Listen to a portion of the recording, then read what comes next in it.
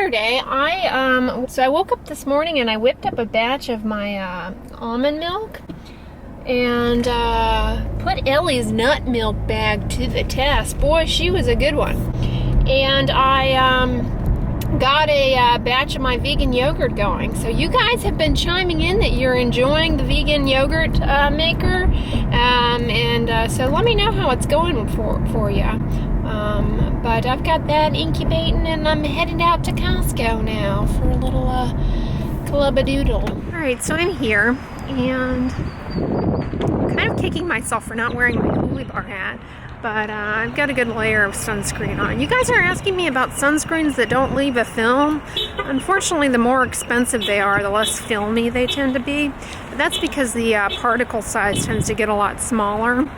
And as the particle size gets smaller, they probably act more as like chemical sunscreens than actual physical blockers, so embrace the film. Look how pretty these candles are. $20 for the 3-piece set. It's grapefruit, blue violet, and citrus flower. Simply indulgent. They're soy candles. Organic beet packs. I think I've gotten these before. But that reminds me. So I bought to put those beet chips back in my app, so I'm totally going to swing by Kroger and get another one. I kind of like to try this, although, as I've said on here before, the spray sunscreens are not reliable, but I'd like to try the this body lotion one. It's a chemical-based sunscreen, which is fine. It can be irritating, but I'm wondering if it smells good. And it has aloe vera in it. That must be nice. I wonder if it actually has aloe vera in it.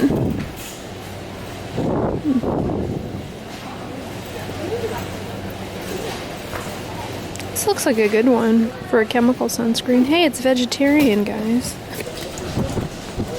I really like this sunscreen, although it is also a chemical one. I think as far as Costco deals, this is the best one because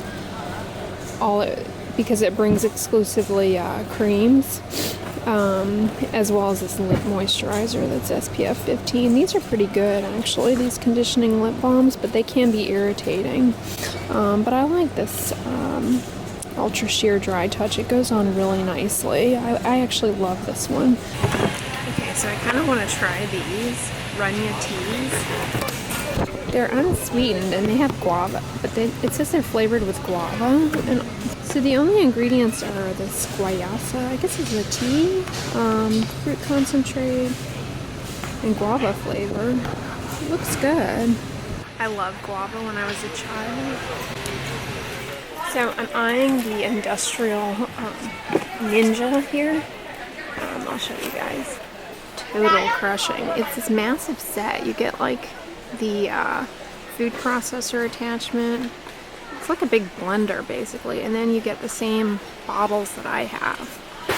And it's 1500 watts. The one I have is 1000 watts. It says it has total crushing technology. Mine has been really reliable. I've had it for like over a year and it's been fantastic, but I'm always tempted to get this set because it's a pretty good deal for $179.99. Especially with all my nut milk making. The thing that limits me from doing it is the space. I take up a lot of space. Okay, so I'm over in sort of the device section, and Costco has this Silk Bella Glide. Have you guys tried this thing? This is a home pulse epilation kit. Pulse light hair removal. It says it's FDA cleared. This has got to be regulated though as like a cosmetic device. And see, the problem with cosmetic devices instead of medical devices is they don't undergo the same testing and they have variable output. So I'm interested to know though if this works. Let me know if you guys have used it. I mean, I think it's based on IPL, which isn't even really a laser. It's just and it's not really the most effective type of hair removal. It's like a bunch of different wavelengths, and it's probably the least effective of all of the types of hair removal, and then the fact that that is like not regulated and you can't guarantee the output. I can't imagine that it'd be very effective, honestly. Oh, this is another ninja thing that I'm always tempted to get, is this is a coffee bar. But again, it's like so much counter space. I can't commit. So I'm over here in the book section. This is kind of where I get ideas for what my next Audible book is. Is this any good? Audible keeps telling me about books that I might like. And it's telling me that I might like this one. It's $10 here. But, I guess it's about a grumpy old man or something. This was really enjoyable. I did in fact read this a while ago, and I'm kind of interested to see the movie. Oh, Dorothea Benton Frank has a new book out that I haven't heard of. She is one of my favorite authors for a beach read when you just need like very little intellectual stimulation, but you want something entertaining. This is a good one. They're pretty well written for beach reads actually, and I just really like her. She seems like a nice lady. Well, guys, I did in fact get the Runya. Look, it's Amazonian unsweetened guava tea. So we'll do a little on-site taste testing here. Ooh, that's good, guys. That's really good. This does have caffeine in it. I guess it's from Brooklyn. It's organic.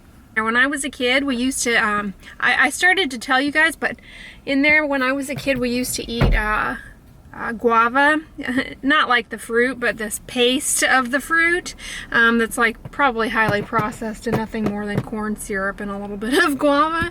It comes in a brick. It's like made by, I think, Goya. We used to get that, and for dessert we would have a slice of it on a slice of cream cheese. It's quite good that way. Yeah, it's I would describe it as like a fruit fudge, basically, because it's really, really sweet, but it has a nice guava flavor, and then on top of cream cheese to cut the sweetness, it's quite good. I haven't had that in a long time. But yeah, I was trying to tell you guys that in there, but there was this woman in there, and she had a little like 3-year-old kid with her, and they kept popping up. I don't like to include bystander children. I don't know, I don't have kids, but I can imagine if I were a parent and I saw my child on YouTube without my permission, I would be livid. So I do my best. I really, really am conscientious about excluding, bystander children. But this woman and her kid, they kept popping up in the background, and so I would stop filming and kind of pause and wait, and she'd go away, and then I'd crack it back up to tell you guys the story about the guava and cream cheese, and I'll be darned, she'd pop back up and she'd be in the background kind of like, and I'm like, do you want your kid to be in my vlog? Like, I don't want you in my vlog. So I'm gonna buzz over to Kroger and get me some more of those beet chips. Well, hey guys, so I got back from Kroger Costco, and I did in fact pick up on Ibotta the beet chips. I totally love these. You guys have got to try them. But one of the other things that I picked up, I'm not like a huge banana eater, but bananas are pretty versatile. And the way that I like to have them on hand, and I'll just freeze them. They're great in recipes. But on Ibotta, there's a 25-cent rebate on any banana purchase. And Kroger happened to be having a sale on bananas. They were like 40 cents a pound. So with the rebate, I got 2 bananas for free. Yeah, I'm so stoked for that. And also, update on vegan yogurt. Almond milk yogurt is churning away. Look how cute he is, you guys. I just love this thing. So yeah, I'm gonna buzz out to the gym, and I'll check in with you guys later. Well, hey guys, I'm coming in with my lime vanilla water here. This is so delicious, so delicious. And you know what? Meryl Streep smacked my little head on the pavement. I forgot to get more limes at the grocery store. I know. I should have gone in with a list. I can't operate on a grocery list. I find that I don't know. I like to look at all the foods and consider them all, and occasionally I neglect what I actually need. But anyways, so tonight I came in with I'm still going strong now on my second tube of Differin here. Guys, this is Adapalene, okay? And Differin is just like Difference just like its brand name. It's fantastic that this is now available over the counter. It really gives a little bit more in terms of options for some of the patients that I see with acne. I crave the day that tretinoin would become available over the counter. Tretinoin, guys, is Retin-A or Retin-A micro. One of the things that I would encourage you to start doing, if you're using a prescription medication, either one for a skin condition or a pill that you take by mouth for a skin condition or for another medical condition, I encourage you guys to really familiarize yourself and start practicing saying not only the name on the top of the tube in the big letters, but the one in the tiny letters, okay? Not just like, oh, Differin, or oh, that cream with the blue label. Start practicing saying Adapalene 0.1%. If you're on a medication for blood pressure, start practicing saying it. Lisinopril, losartan, amlodipine. If you don't know how to say it, don't worry about it. Just try.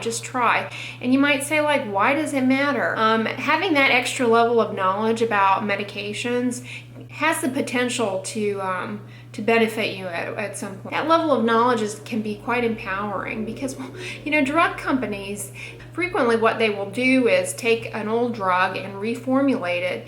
Either if it's a cream, they'll put it in a gel or something, and they'll call it something new. But if you're smart and you know what the key ingredient is, it can be very empowering. And it can also be very empowering, God forbid, circumstances where you might find yourself in the emergency room, for example, and you're asked to recall what medications you're on. So that's why I encourage you to start, if you're on any prescription medication, particularly prescription medications, practice their names. Don't just rely on, oh, that green pill, oh, that yellow pill. Practice saying their names. Don't be afraid to ask the provider questions about the medication. It's their duty to inform you about the medication, so never ever be afraid to ask. Knowing the names are very important, and don't just rely on the brand name. See, in medical school, we learn the actual drug's name. Okay, we don't learn this stuff. In fact, my senior attending physician, when I was a medical student on the medicine wards taking care of patients for the first time, would we were not allowed to say names like this. We weren't allowed to say Lasix. We had to say furosemide. We were not allowed to say the brand names. And so I encourage you all to I challenge you guys to if you're on any medications, know their names. It can be very empowering, Anyways, guys, I'm going to conclude the vlog here. I hope you enjoyed it. Give this video a thumbs up, share it with your friends, and as always, don't forget, sunscreen and subscribe. I'll talk to you guys tomorrow. Bye!